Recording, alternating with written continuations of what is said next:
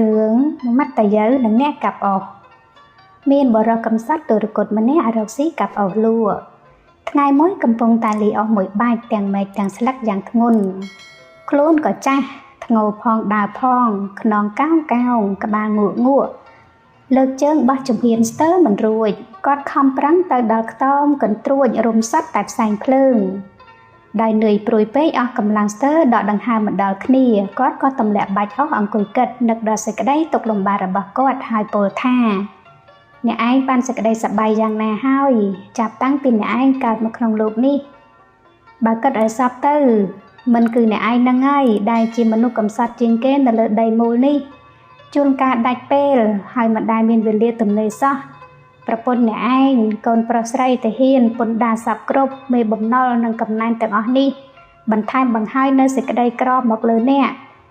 ហើយធ្វើឲ្យអ្នកឯងទៅជាមនុស្សលំបាកវេទនាមកដល់សប្តាហ៍ថ្ងៃនេះ